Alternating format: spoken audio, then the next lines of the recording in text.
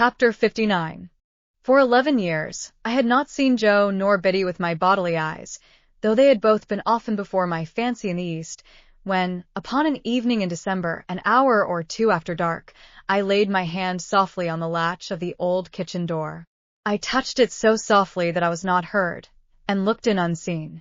There, smoking his pipe in the old place by the kitchen firelight, as hale and as strong as ever, though a little gray, sat Joe, and there, fenced into the corner with Joe's leg, and sitting on my own little stool looking at the fire, was I again. "We give him the name of Pip for your sake, dear old chap," said Joe, delighted, when I took another stool by the child's side, but I did not rumple his hair. "And we hoped he might grow a little bit like you, and we think he do." I thought so too, and I took him out for a walk next morning, and we talked immensely, understanding one another to perfection. And I took him down to the churchyard, and set him on a certain tombstone there, and he showed me from that elevation which stone was sacred to the memory of Philip Pierup, late of this parish, and also Georgiana, wife of the above. "Biddy," said I, when I talked with her after dinner, as her little girl lay sleeping in her lap, "you must give Pip to me one of these days, or lend him, at all events." "No, no," said Biddy gently. "You must marry." "So Herbert and Clara say, but I don't think I shall, Biddy. I have so settled down in their home that it's not at all likely. I am already quite an old bachelor." Biddy looked down at her child, and put its little hand to her lips, and then put the good matronly hand with which she had touched it into mine. There was something in the action, and in the light pressure of Biddy's wedding ring, that had a very pretty eloquence in it. "Dear Pip," said Biddy, "you are sure you don't fret for her?" "Oh, no, I think not, Biddy. Tell me as an old friend. Have you quite forgotten her?" "My dear Biddy, I have forgotten nothing in my life that ever had a foremost place there, and little that ever had any place there. But that poor dream, as I once used to call it, has all gone by, Biddy, all gone by." Nevertheless, I knew, while I said those words, that I secretly intended to revisit the site of the old house that evening, alone, for her sake. Yes, even so. For Estella's sake. I had heard of her as leading a most unhappy life, and as being separated from her husband, who had used her with great cruelty, and who had become quite renowned as a compound of pride, avarice, brutality, and meanness. And I had heard of the death of her husband, from an accident consequent on his ill-treatment of a horse.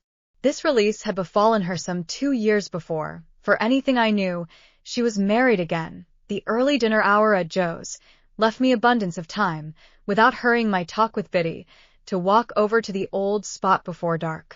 But, what with loitering on the way to look at old objects and to think of old times, the day had quite declined when I came to the place. There was no house now, no brewery, no building whatever left, but the wall of the old garden.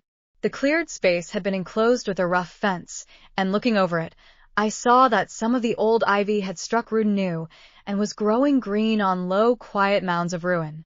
A gate in the fence standing ajar, I pushed it open, and went in. A cold, silvery mist had veiled the afternoon, and the moon was not yet up to scatter it. But the stars were shining beyond the mist, and the moon was coming, and the evening was not dark. I could trace out where every part of the old house had been, and where the brewery had been, and where the gates, and where the casks. I had done so, and was looking along the desolate garden walk, when I beheld a solitary figure in it. The figure showed itself aware of me, as I advanced. It had been moving towards me, but it stood still. As I drew nearer, I saw it to be the figure of a woman. As I drew nearer, yet, it was about to turn away, when it stopped, and let me come up with it. Then, it faltered, as if much surprised, and uttered my name, and I cried out, "Estella! I am greatly changed. I wonder you know me." The freshness of her beauty was indeed gone, but its indescribable majesty and its indescribable charm remained. Those attractions in it I had seen before. What I had never seen before was the saddened, softened light of the once proud eyes. What I had never felt before was the friendly touch of the once insensible hand.